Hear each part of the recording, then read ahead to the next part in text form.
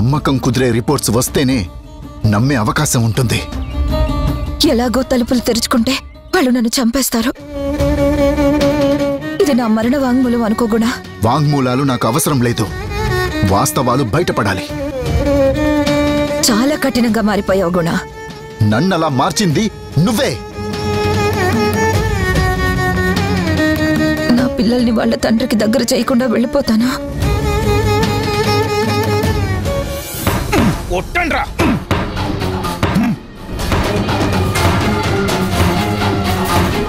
నేను పోయాక నీకు నిజం తెలిసినా క్షమాపణలు చెప్పుకునే అవకాశం కూడా ఉండదు గుణ. నీ నమ్మకం నీకెంతో నా నమ్మకం నాకంతే. నువ్వు కొట్రా రా.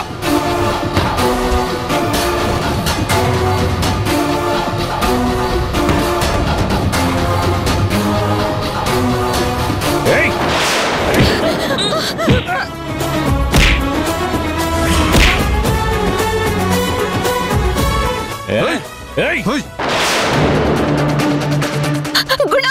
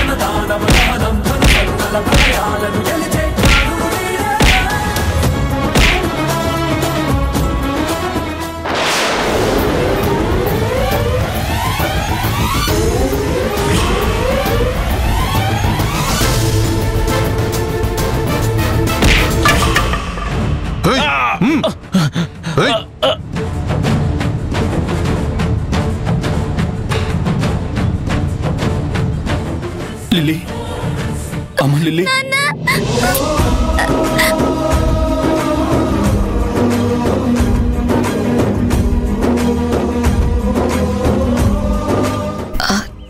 సారీ అండి. వాళ్ళు నన్ను టార్గెట్ చేశారని తెలియక పాప మీద అటాక్ చేయడానికి వచ్చారేమో అని పొరపడ్డాను. తనని రక్షించాలన్న ప్రయత్నంలో ఏ సంబంధం లేని తనకి శిక్ష పడేలా చేశాను. నా మూలంగా మీరిద్దరూ చాలా సఫర్ అయ్యారు. నన్ను క్షమించండి. మీరేం కావాలని చేయలేదు కదండి. మంచి మనసుతో సాయం చేయాలనుకున్నారు. పొరపాటు జరిగిపోయింది. దానికి మీరేం ఫీల్ అవ్వద్దు, సారీలు చెప్పొద్దు.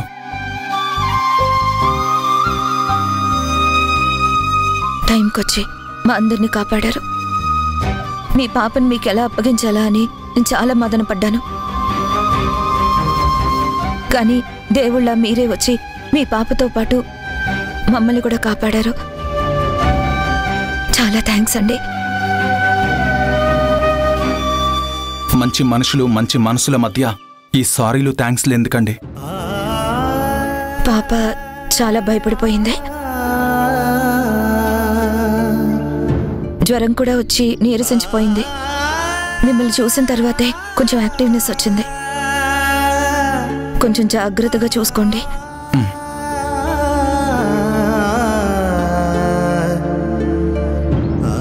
సరేనండి, మరి మేము వెళ్ళొస్తాం. వీళ్ళ మధ్య ఈ ఇంటిమసీ ఏంటి?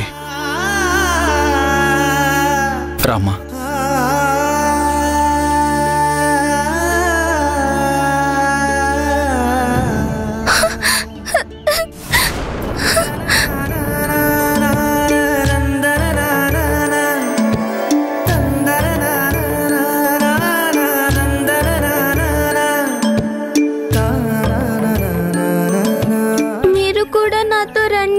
మిమ్మల్ని విడిచిపెట్టి నేను వెళ్ళను.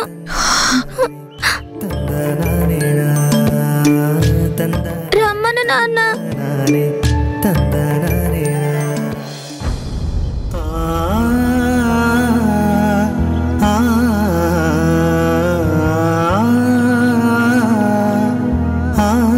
వాళ్ళు మనతో ఎలా వస్తారు లిల్లీ? నువ్వురా. నేను రాను. ప్లీజ్ అమ్మా, అలా చెప్పకూడదు. నాన్న కదా, వెళ్ళు. లిల్లీ ప్లీజ్ రామ్మా. నో, నేను రాను. తను కూడా మనతో రావాల్సిందే. ఒక్కరోజుకే పాప జననికి అంతలా దగ్గరైందా? అసలు పాపని తనెందుకు రక్షించాలనుకుంది? పాపకి జనని ఎక్కడ కలిసింది? వీళ్ళకి ఒకరినొకరు ఇంతకు ముందే తెలుసా? లోపల కూడా నటించు నటించు అంది. పాప మనస్తత్వం మొత్తం జననికి తెలుసా? పాప వెళ్ళనంటుంది, ఈవిడ కూడా ఫీల్ అవుతుంది. అసలేంటి వీళ్ళ రిలేషన్? నువ్వు చాలా వీక్గా ఉన్నావు. ఇప్పుడు మీ నాన్నతో వెళ్ళు. నీ కాస్త ఓపికొచ్చిన తర్వాత నేనే మీ దగ్గరకు వస్తాను. ఇప్పుడే రావాలి. తప్పమ్మా, అలా మారం చేయకూడదు. వారిప్పుడు రావడం ఎలా కుదురుతుంది చెప్పు? తప్పకుండా తర్వాత వస్తావా? ఓ, తప్పకుండా వస్తాను. ప్రామిస్? ప్రామిస్.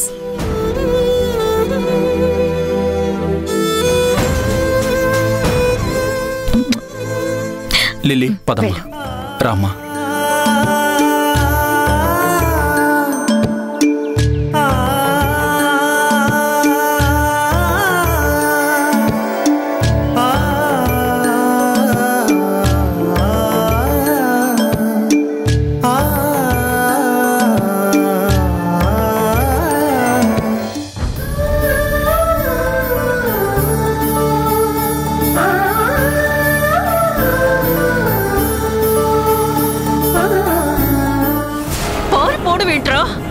డబ్బు పంపేగా అయిపోయింది మేడం అని చెప్తారనుకుంటే పారిపోయిందని చెప్తారేంట్రా? మీరు పంపారు, మేము ప్రాణాలు తీయబోతుండగా.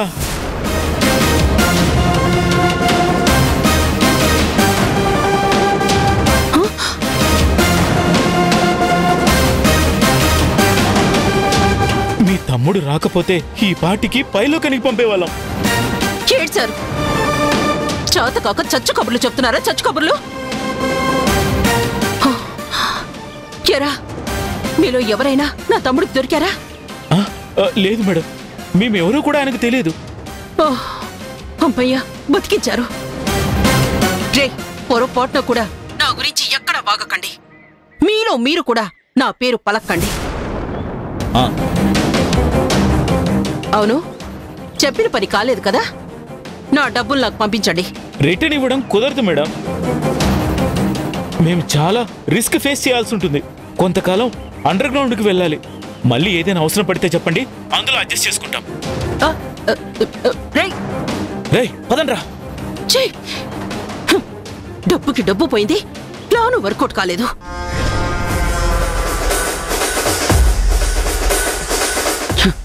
వాళ్ళు ప్రాణాలు తీయడంలో మిస్ అయి ఉండొచ్చు, కానీ నేను పర్మనెంట్ గా విడదీయడంలో మాత్రం ఫెయిల్ అవ్వను. వస్తారుగా, అంతా కట్టుకొని నా తమ్ముడు ఇట్లా దిగబడతారు కదా, అప్పుడు చెప్తా ఈ శక్తి అంటే ఏంటో. ఒక నిమిషం కూడా. జరిగిందేది పిల్లలకి చెప్పొద్దు. ఏ? పిల్లలు భయపడతారు. ఆల్రెడీ భయపడుతూనే ఉన్నారు. జరిగింది చెప్తే ఇంకా భయపడతారు. నేను తిరిగి వచ్చానన్న ఆనందం కంటే తర్వాత ఏమవుతుందన్న భయం వాళ్ళల్లో పెరిగిపోతుంది. నన్ను హత్య చేయడానికి కిడ్నాప్ చేశారంటే వాళ్ళు తట్టుకోలేరు. చెప్పకపోవడమే మంచిదని నా మనసు కనిపిస్తుంది.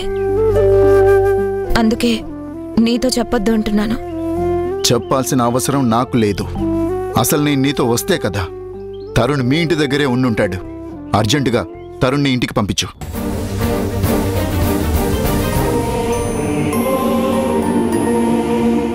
మనిషిలో ఏ మాత్రం కోపం ద్వేషం తగ్గలేదా?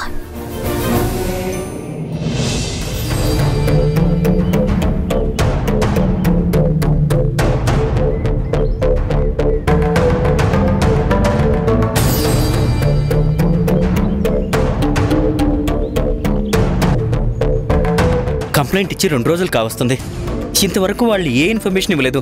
అసలు వెతుకుతున్నారో లేదో. మనకన్నా వాళ్ళు ఎక్కువ ప్రయత్నం చేస్తారు కదా, వాళ్ళకే దొరకకపోతే ఎలా? అమ్మకి ఏమైనా అయిందేమోనని నాకు భయం వేస్తుంది అంకుల్. తప్పుగా ఆలోచించకరా, వదినకేం కాదు.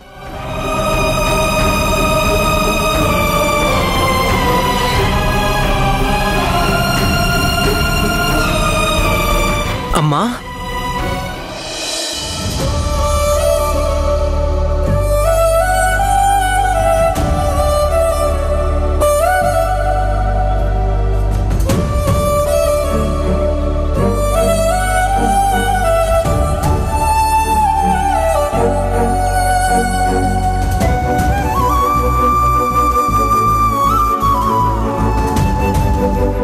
ఏమైపోయావమ్మా? ఎవరికి చెప్పకుండా ఎక్కడికి వెళ్ళావు?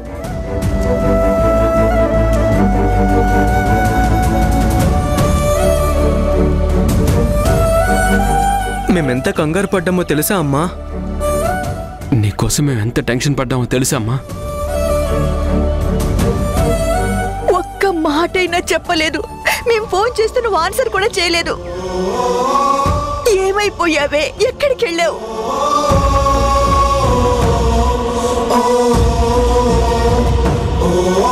ఓ బంగారు తల్లికి సాయం చేయడానికి వెళ్ళాను.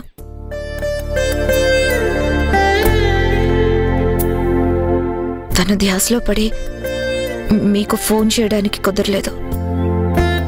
సారీ. నువ్వు సాయానికి వెళ్తే తప్పులేదు వదినా, కానీ పిల్లలు ఎంత సఫర్ అయ్యారో తెలుసా? చిన్న ఇంటిమేషన్ ఇచ్చుంటే అంతలా కలవరపడిపోయేవాళ్ళు కాదు కదా. సాయం అనగానే పరిగెడతావు, ఆ ధ్యాసలో పడితే ఇల్లు పిల్లల్ని కూడా మర్చిపోతావా?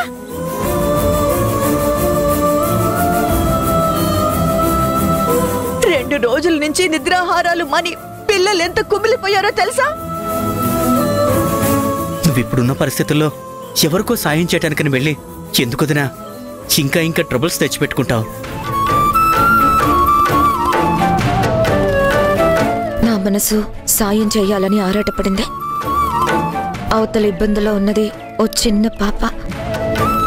ఆదుకోవడం ధర్మంగా భావించాను. సరే, వచ్చేసాను కదా, ఇప్పుడు దాని గురించి డిస్కషన్ ఎందుకో? మేం పడ్డ ఇబ్బంది నీకు అర్థం కావడం లేదే. ఒక్క మాటలో తీసేసావు కదే. మా గురించి సరే, నీ గురించి కూడా నువ్వు పట్టించుకున్నట్టు లేవమ్మా. చాలా వీక్ గా కనిపిస్తున్నావు. అసలు ఏమైనా తిన్నావా అమ్మా? తింటే దాని మొహం అలా ఎందుకు పిక్కుపోతుందిరా? ముందు ఫ్రెష్ అయ్యాపో. పిల్లలు కూడా 2 రోజుల నుంచి ఏమీ తినలేదు. వేడివేడిగా వడ్డిస్తాను. పదమ్మా.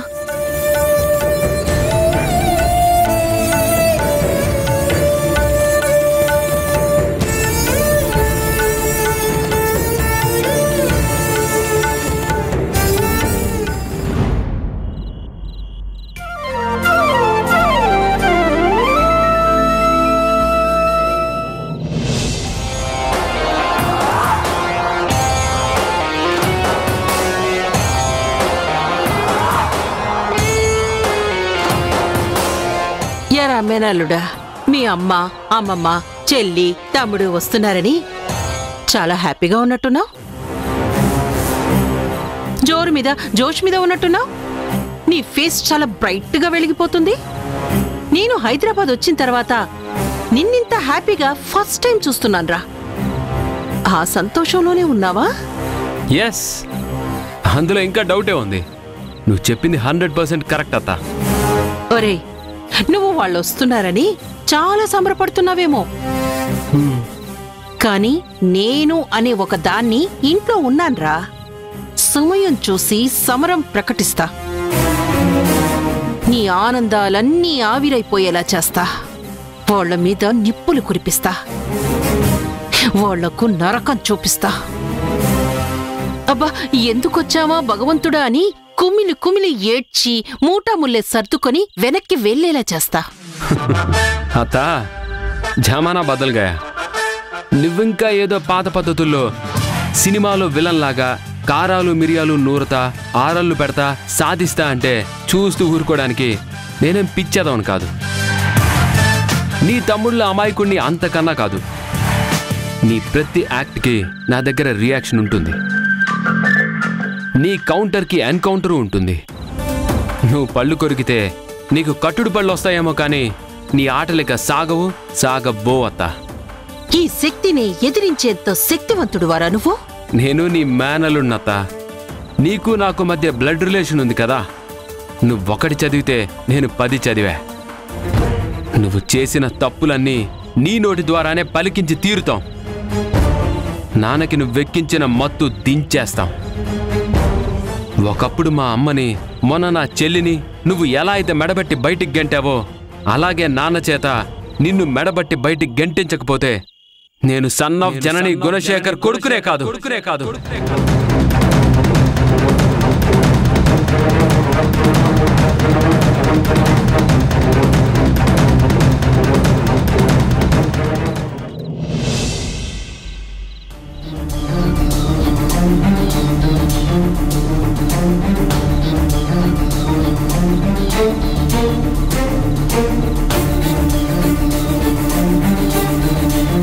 ఎందుకమ్మా, మేమెన్నో రకాలుగా ఆలోచించి అందరూ ఒక చోట చేరితే ఎలా అయినా నాన్న మనసు మార్చొచ్చు. రిపోర్ట్స్ వచ్చేలోగానే నాన్నకు దగ్గరే నాన్నే తనకు తానుగా మేమే తన పిల్లలమని అంగీకరిస్తాడనే నమ్మకం మాకు కలిగింది. అందుకే నిన్నెంతలా బ్రతిమలాడుతున్నామమ్మా. అవునమ్మా, రిపోర్ట్ ఎలాగో మనకు అనుకూలంగానే వస్తుంది. అప్పుడు తప్పక మాకు దగ్గర అవడం కంటే ఈలోపే మేం దగ్గరై నాన్న మనసులో చోటు దక్కించుకుంటే ఇంకా బాగుంటుంది కదా అని ఆలోచించామమ్మా. మా ఆలోచన సమర్థించమ్మా. నువ్వు ఓకే అంటేనే నీ జీవితకాలపు పోరాటానికి తగిన ఫలితం దక్కుతుందమ్మా.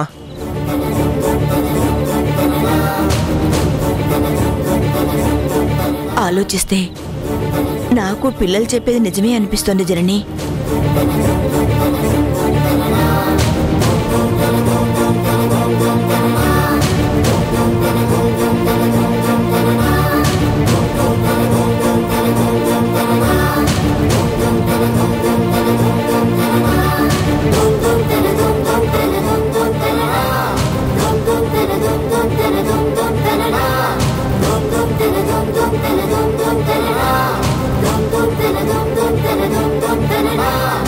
ఎందుకమ్మా అంతలా ఆలోచిస్తున్నావు? నువ్వు సరే అంటే మనం మళ్ళీ ఒక ఫ్యామిలీలా కలిసిపోయే అవకాశం ఉంటుందమ్మా. మనం అక్కడే ఉంటే ఆ శక్తికి కూడా నాన్న మనసు చెడగొట్టే అవకాశం ఉండదు. మనం ఉన్నామనే భయంతోనైనా కాస్త తగ్గుతుంది. ఆవిడెవరికి భయపడే రకం కాదు. నిలువెల్లా స్వార్థం, ప్రతి ఆలోచనలోనూ విషం, దుర్మార్గులకి ఆవిడ ప్రతిరూపం. నా ఆలోచన కూడా ఆవిడ గురించే.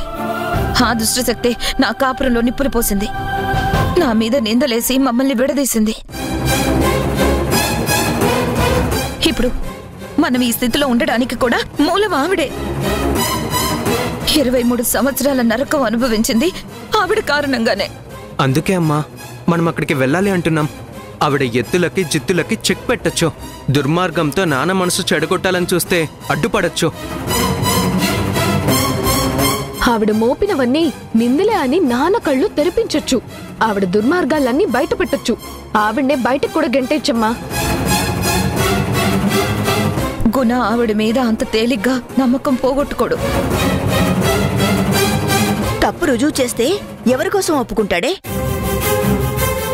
మనం దూరంగా ఉన్నంతకాలం ఆవిడ దుర్మార్గంతో గుణ మనసు మారుస్తుంది. కానీ మనం అక్కడుంటే మార్చే ఛాన్స్ ఉండదు కదా. నిందలు వేయడంలో ఆవిడ దిట్ట. నా మీద నిందలు వేసి నా జీవితం నాశనం చేసినట్టే ఆవిడ మీ మీద కూడా ఎక్కడ నిందలు వేస్తుందో చెడు నూరు పోసి DNA రిపోర్ట్ వచ్చే లోపలే గుణని వీళ్లకు దగ్గర కాకుండా చేస్తుందేమో. అక్కడే ఉంటే ఆవిడకి నిందలు వేయడానికి ఛాన్స్ దొరుకుతుంది కదా.